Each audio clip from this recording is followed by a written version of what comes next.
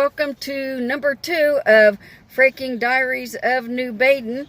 What an overwhelming response from the first one, 128 views, and so many private messages and text messages that I can't even count. So thank you, thank you, thank you. We will get to all the topics that have been asked about. Like I said, it's an open book. Everything is out on the table. One thing I would like to say is Heather's been getting some texts and comments which don't need to be directed to her. So I would appreciate that if those would cease. And also, I very much appreciate everybody's support and continued guidance throughout this journey. But the negativity and the disparaging remarks regarding my husband, Kevin, I would appreciate if those would cease as well. I've had conversations with each and every one of you, so I know your feelings and I know the community's feelings. So if we can just keep those to a bare minimum, that would be wonderful, and we'll get through this. So what I wanted to talk about today was one of the main questions was, what's going on with my mother? Well, as everyone knows, my mother is 89 years old, is in Trenton Village, and unfortunately, I've been informed that she is out of money, and Trenton Village has now increased their monthly rent, or whatever you want to call that. And the amount of money that she brings in monthly no longer covers that, along with her expenses that she has, which is her medicine, her depends, her things for daily living, everything else that it does not cover.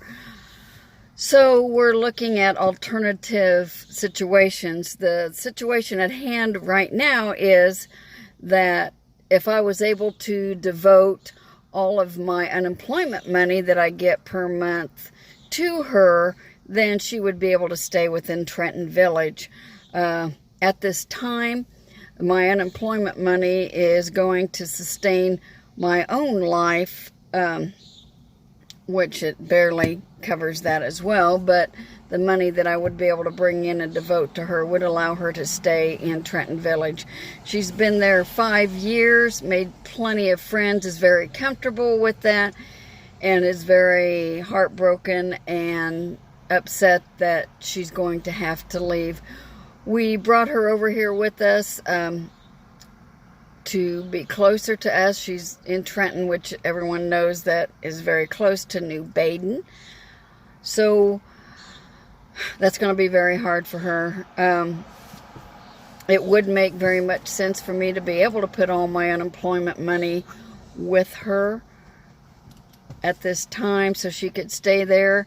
The ideally thing would be that, I would be able to go home, which would make the most sense since everything that I've ever owned in my life is there still. Excuse me, I misspoke, except the clothes on my back. But everything else that I've ever owned is still there.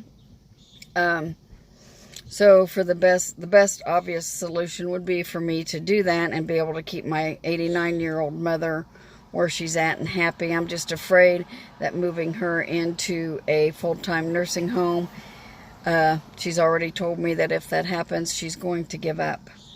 And that'll be the end. That weighs very heavily on my conscience.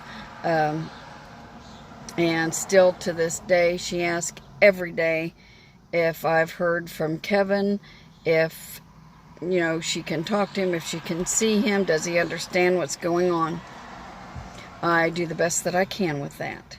So that's the story with her. I'm trying to work out things. Like I said, the very best scenario would be for me to go home and be able to devote every dollar that I have of my unemployment to her to keep her there. Now, I do want to address a couple comments that has been made to Heather. First one was that these video blogs are delaying a divorce process. I'm not delaying anything. I've made it very well publicly known that my legal team of several people, I am not making any decisions. I will not make any decisions. Any decisions that will be made regarding this situation will come from the other side. So however the chips may fall, it won't be on my conscience.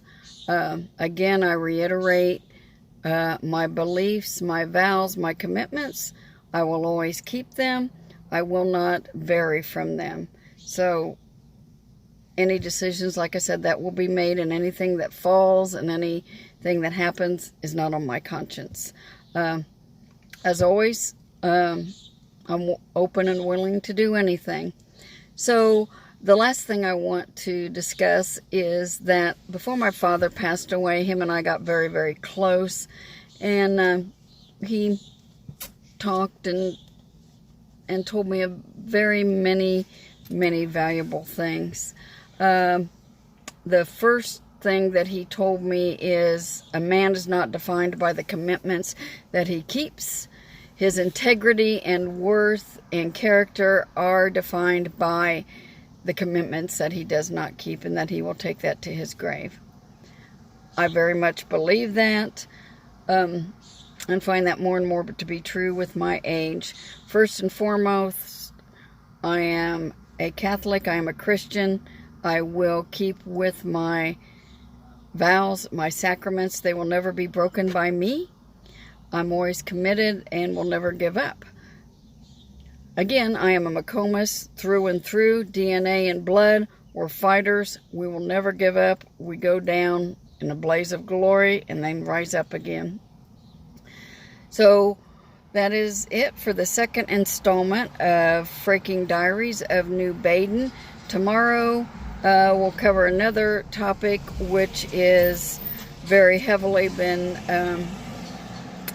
asked of me, is what I believe the definition of marriage and commitment is. So we'll discuss that further tomorrow, and what the Catholic belief is. I'd like to sign off now with something that only one person will ever understand what it means. Someone very dear and close to me. It's time for me to go. I need to put the motor in. Talk to you soon. Bye.